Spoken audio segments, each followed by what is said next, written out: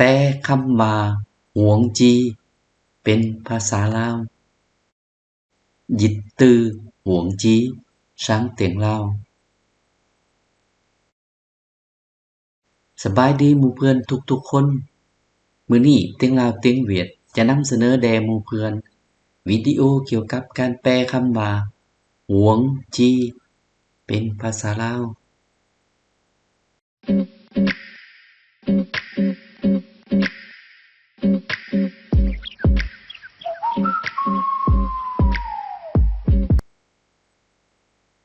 วงจี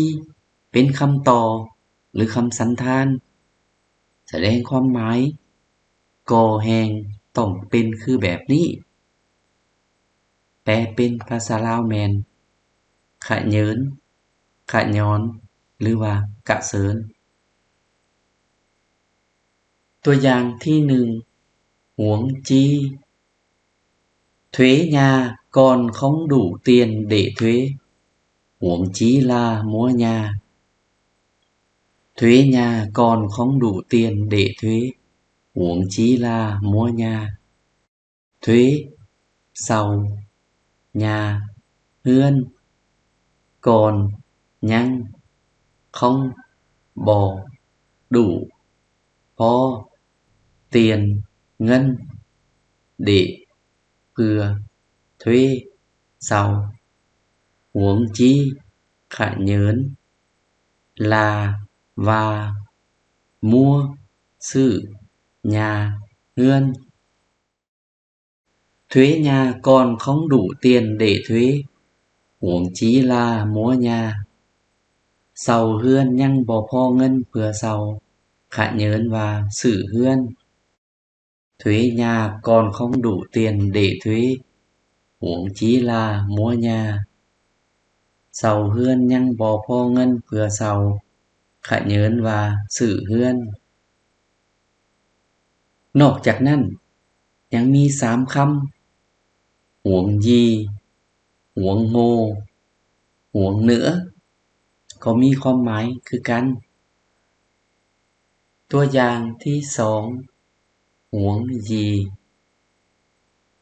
nhìn thôi đã no rồi huống gì ăn nhìn thôi đã no rồi huống gì ăn nhìn bừng thôiซื่อๆ đã có no im rồi แล้วhuống gì ขะเยิน ăn กิน nhìn thôi đã no rồi huống gì ăn เบิ่งซื่อๆก็อิ่มแล้วขะเยินกิน nhìn thôi đã no rồi huống gì ăn เบิ่งซื่อๆก็อิ่มแล้วขะเยินกินตัวอย่างที่3หวงโหxe đạp còn đuổi kịp huống hồ ô tô xe đạp còn đuổi kịp huống hồ ô tô xe รถดาบถีบ xe đạp รถถีบ ก่อนยังด้วยไล่กิบทันหวงโฮขะเยินโอโตรถใหญ่ xe đạp còn đuổi kịp หวงโฮโอโตรถถีบยังไล่ทันขะเยินรถใหญ่ xe đạp còn đuổi kịp หวงโฮโอโตรถถีบยังไล่ทันขะเยินรถใหญ่ตัวอย่างที่4หวงเหนือ chó đến ngọn cỏ lá cây người không cho mình không lấy huống nữa là những vật dùng cho đời sống khác chó đến ngọn cỏ lá cây người không cho mình không lấy huống nữa là những vật dùng cho đời sống khác chó đến thấn khẳng ngọn chom cỏ nhà ngọn cỏ chom nhà lá bay cây mây lá cây bay mây người เพิ่นของ บ่จ้อไหมินเฮาខំบ่ไหลเอาห่วงเหนือขะเยินลาเป็นแมนนี่เฮาแปลเป็นหยังบรรดาvật สิ่งยุงไส้จ้อให้เดยสองชีวิตการเป็นอยู่ขาอื่นๆchó điện ngon cỏ lá cây người không chó mình không lấy huống nữa là những vật dùng cho đời sống khácถึงขันจอมหญ้าใบไม้เพิ่นบ่ให้เฮาบ่เอาขะเยินเป็นบรรดาสิ่งใช้ให้ชีวิตการเป็นอยู่อื่น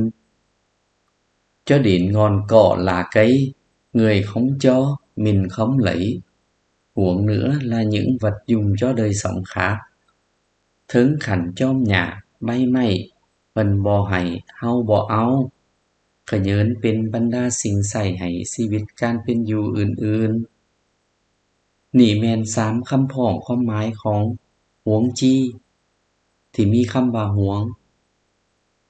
นอกจากนั้นยังมีคำว่าหล่อเหนือลาเฟืองจีก็มีความหมายคือกันตัวอย่างที่5หล่อmộc mạc ứa nhìn lò điểm tráng mộc mạc ứa nhìn lò điểm tráng คำนี้แปลอย่างยากมันมาจากกรบูฮานเนาะ mộc mạc บ่ตกแต่ง เอื้อยินเป็นตาเบิง หล่อขะเยินเดี่ยมจ้างแต่งเพศ mộc mạc ứa nhìn lò điểm tráng บ่ตกแต่งยังเป็นตาเบิงขะเยินแต่งเพศ mộc mạc ứa nhìn lò điểm tráng บ่ตกแต่งยังเป็นตาเบิงขะเยินแต่งเพศในนี้เฮาตืมโตยังใส่เนาะในคำศัพท์บ่มีแต่คำกรอาจจะเขาตัดออกตัวอย่างที่6เฟืองจี้ việc nhỏ làm còn không xong phương chí việc lớn việc nhỏ làm còn không xong phương chí việc lớn việc việc nhỏ nói làm hít cònยังkhông bò xong leo phương chí khả nhớn việc việc lớn nhạy việc nhỏ làm còn không xong phương chí việc lớn việcน้อยเฮ็ดยังบ่แล้วขะเยิน việc ใหญ่ việc nhỏ làm còn không xong phương chí việc lớn việc น้อยเฮ็ดยังบ่แล้วขะเยิน việc ใหญ่ตัวอย่างที่7เหนือลาtrẻ con hiểu nữa là người lớn trẻ con hiểu nữa là người lớn trẻ con เด็กน้อยก่อนยัง hiểu เข้าใจ nữa là ขะเยินว่า người ผู้คนเฮาเอิ้นผู้เลินใหญ่ người lớn ผู้ใหญ่trẻ con กับ người lớn เป็นคำกงกันข้ามเนาะ trẻ con hiểu nữa là người lớn เด็กน้อยยังเข้าใจขะเยินว่าผู้ใหญ่ trẻ con hiểu nữa là người lớn เด็กน้อยยังเข้าใจขะเยินว่าผู้ใหญ่พวกเฮาจงสังเกตเหนือลานอกจากความหมายขะเยินขะย้อนหรือกระเซินแล้วมันยังมีความหมายหนึ่งอีกแม่นขนาดตัวอย่างที่8เหนือลาความหมาย2 người ta buôn sở bản tân chứa ăn ái nữa là huống chi kẻ lò dò xó bếp làm ăn có con. Người ta buôn sở bán tần chứa ăn ai nữa là huống chi kẻ lò dò xó bếp làm ăn có con. Người ta เขาเจ้า บุญเสอบ้านเตินคำนี้เป็นคำสำนวนเนาะแปลว่าค้าขายง่ายมือเจือยังอันอายบ่ลืนไผเหนือลาขนาดหวงจี้ขะเยินแก่พวกลอยอกระเตาะกระแตะสอแจบีบครัวลอยอสอบีบกระเตาะกระแตะแจครัวลามอันทำมาหากินหรือว่าค้าขายในนี้เอาเป็นค้าขายก่อกอนเล็กน้อย Người ta buôn sở bán tần chứa ăn ai nữa là huống chi kẻ lò dò xó bếp làm ăn có con ขนาดเขาเจ้าค้าขายง่ายมือยังบ่ลืนไผขะเยินพวกกระเตาะกระแตะแจครัวค้าขายเล็กน้อย Người ta buôn sở bán tần chứa ăn ai nữa là huống chi kẻ lò dò xó bếp làm ăn có con ขนาดเขาเจ้าค้าขายง่ายมือยังบ่ลืนไผขะเยินพวกกระเตาะกระแตะแจครัวค้าขายเล็กน้อยพวกน้องจงสังเกตตนเนื้อลาในประโยคภาษาเวียดมันอยู่ท้ายประโยคแต่ว่าเมื่อแปลเป็นภาษาลาวมันจะมาอยู่ต้นประโยคเนาะNgười ta buôn sở bán tần chứa ăn ai nữa là ขนาดเขาเจ้าค้าขายง่ายมือยังบ่ลืนไผ Người ta buôn sở bán tần chứa ăn ai nữa là ขนาดเขาเจ้าค้าขายง่ายมือยังบ่ลืนไผ Buôn sở bán tần ค้าลัดสู่ขายลัดสินค้าขายง่ายมือวิดีโอนี้เสนอเพียงตัวอย่างเดียวของคำว่าหวงจีในวจนานุกรมเวียดลาวโดยดร.พรสวรรค์จันทวงศ์ฉบับปี 2025 ที่จะได้วางจำหน่ายในไวๆนี้จะมีอีกหลายตัวอย่างเกี่ยวกับคำว่าหวงจีถ้าเพื่อนๆและน้องๆสนใจขอสามารถติดต่อสอบถามได้ที่อีเมล ranKimLen.Phonsawan@gmail.com หรือเบอร์ WhatsApp +8562055641272 ถ้าเพื่อนๆและน้องๆต้องการความหมายของแต่ละคำในตัวอย่างอื่นเฮาสามารถสอบถามได้ในคอมเมนต์ของวิดีโอนี้ข้าพเจ้าจะพยายามตอบในเวลาอันสั้นที่สุดตัวอย่างหนอดีก่อนเจื้อเดือกหวงจี้ใจมันย่างยังบ่ทันได้ขะเยินแลนหนอมัน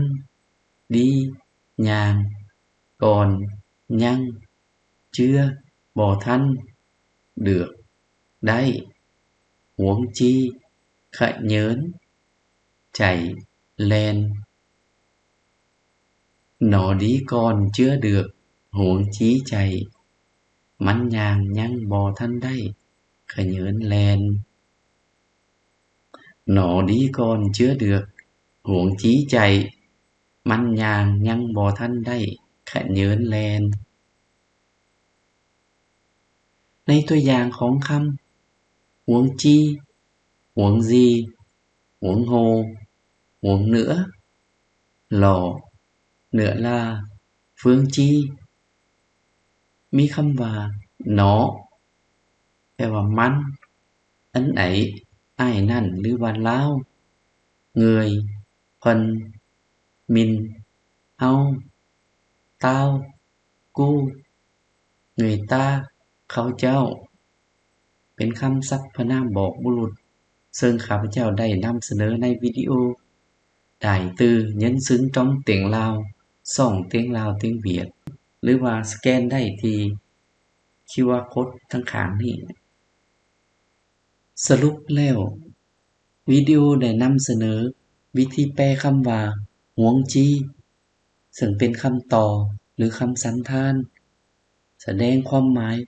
ก็แฮ่งต้องเป็นคือแบบนี้แปลเป็นภาษาลาวแม่นขะเยินขะย้อนหรือว่ากะเสิญในนั้นขะเยินส่วนหลายมักเป็นภาษาเว้าขะย้อน